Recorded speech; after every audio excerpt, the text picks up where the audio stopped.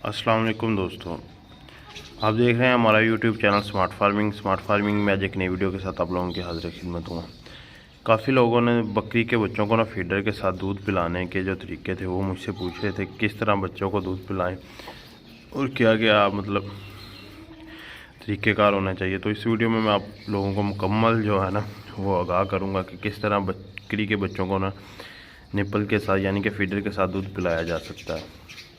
तो वीडियो को मुकम्मल देखना है, चैनल को सब्सक्राइब कर लें, वीडियो को लाइक एंड शेयर करना मत भूलें। सब्सक्राइब के बाद साथ जो बेल आइकन का बटन है उसे ज़रूर प्रेस कर दें ताकि आने वाली वीडियो के नोटिफिकेशन आप तक पहुँचे। इस वक्त आप अपनी स्क्रीन पे देख सकते हैं ये एक बच्चा जो है ना ये निप्पल के साथ दूध पी रहा है। जब भी आपने दूध पिलाना है ये इस चीज़ का ख़ास ख्याल रखना है कि वो बोतल बिल्कुल सीधी हो,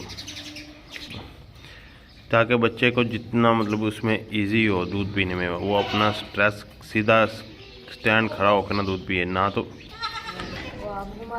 ये बच्चा थोड़ी सी गर्दन टेढ़ी कर रहा है, लेकिन आपने इस चीज़ का ख्याल रखना है कि गर्दन ना टेढ़ी, तो सीधा बच्चा दूध पिए, मतलब जितना उसको रिक्वायर है, मतलब यानी कि बच्चा आपका जितना है उसका बॉडी वेट 10% उसे दूध पिलाएं 2 टाइम, और बाद में जो है ना सारा दिन में वंडा वगैरह दें। फीडर के साथ जो दूध है ना वो पिलाना बहुत इजी है। मैं इस चीज़ को बहुत आसान समझता हूँ। काफ़ी लोग इस चीज़ के मतलब कहते हैं कि ये नहीं ठीक, मतलब ये मुश्किल है, लेकिन मैं इस चीज़ को बहुत इजी समझता हूँ। ये देखिए बच्चों को हम दूध पिलाई जा रहे हैं, एक एक निकाल के इनको अलग ना दूसरे केज में बंद किया जा रहा है। हमारे पास फ़िलहाल तो अभी तो बहुत कम बच्चे हैं, सिर्फ 4 बच्चे हैं जिन्हें हमने दूध पे ला के बंद कर देना होता है। बाद में ना जब जानवर ज़्यादा आ जाएंगे फिर भी यही तरीक़ाकार रहेगा। ये इसी तरह पहले हम बकरियों का दूध एक बर्तन में निकालते हैं, निकालने के बाद वो उसी वक्त ना थोड़ी देर में पिला दिया जाता है ताकि दूध जो है ना वो अपना टेम्परेचर लो ना करे। जल्द से जल्द हम सारे बच्चों को पिला देते हैं। देखिए जिस तरह ये बच्चा खड़ा हुआ है ना, इस तरह बिल्कुल सीधा बच्चा खड़ा होकर दूध पिए। स्टैंड का इस्तेमाल का मतलब कुछ लोग बोलते थे कि स्टैंड का इस्तेमाल कर लेना चाहिए जो इसमें बोतल लग जाए। जी बिल्कुल कर लेना चाहिए, वो तो अपनी आसानी है कि हर बच्चे को मतलब बोतल में दूध डाल के उसे अलग स्टैंड में लगा दिया जाए। तो कुछ ये भी सवाल थे कि बकरे ना बच्चे दूध पे लगते नहीं हैं निप्पल के साथ। जब बिल्कुल आप छोटे से बच्चे को दूध निप्पल पे लगाएंगे ना तो वो इजीली लग जाएगा।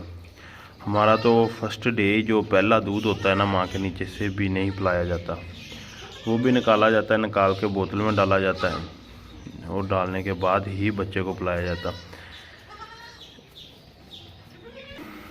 जो बकरी के नीचे दूध पिलाने और इस दूध पिलाने में काफ़ी ज़्यादा जो है ना वो फ़र्क हमें चीज़ में नोट किया है, वो मैं एक अलग वीडियो में बताऊंगा कि निप्पल यानी कि फीडर में दूध पिलाने के क्या फ़ायदे हैं और बकरी के नीचे से दूध पिलाने के क्या नुकसान आता है। तो ये थी आज की हमारी छोटी सी वीडियो। उम्मीद है कि आपको वीडियो पसंद आई होगी। जो वीडियो अगर पसंद आई तो वीडियो को लाइक शेयर ज़रूर करें। और मैं एक बात फिर लास्ट में शेयर करता जाऊँ, कुछ लोगों को ये नहीं पता कि कितना दूध, यानी कि मैं पहले भी बता चुका हूँ 10%, यानी कि एक बच्चा 10 किलो का है ना वो डेली 1 किलो यानी कि 1000 ml दूध पिएगा। तो 5 किलो का है तो वो आधा किलो पिएगा, 250 ml सुबह, 250 ml शाम। अगर बच्चा 7 किलो का है तो वो 700 ml पिएगा। ये होता है मतलब बॉडी वेट का 10% वो अपना ना दूध पिएगा। हमारी ये रूटीन होती है, सुबह शाम हम बच्चों को दूध पिलाते हैं और पिलाने के बाद उन्हें दोबारा अलग केज में बंद कर देते हैं। इसके बाद हम इन्हें बाहर शिफ्ट कर देंगे, जो इनका बाहर केज है ये कमरे में, क्योंकि अभी सर्दी जो है वो तकरीबन ख़त्म हो गई है, थोड़ी बहुत है। बच्चों को अभी भी कमरे में रखा जाता है, बाकी जो जानवर है वो बाहर ही होते हैं सारे।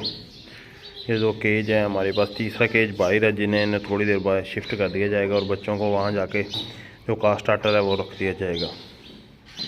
ये देखिए बच्चा दूध पी के थोड़ी देर बाद मस्ती करता है, खेलता कूदता है, इसलिए इन्हें जगह थोड़ी सी ना इस तरह की मुहैया करें, बच्चा दूध पीने के बाद ना कुछ देर उछल कूद ले। ये थी हमारी आज की छोटी सी वीडियो। उम्मीद है कि आपको वीडियो पसंद आई, तो वीडियो को लाइक शेयर ज़रूर कर दें। हम मिलते हैं नेक्स्ट वीडियो में, तब तक के लिए अल्लाह हाफिज़।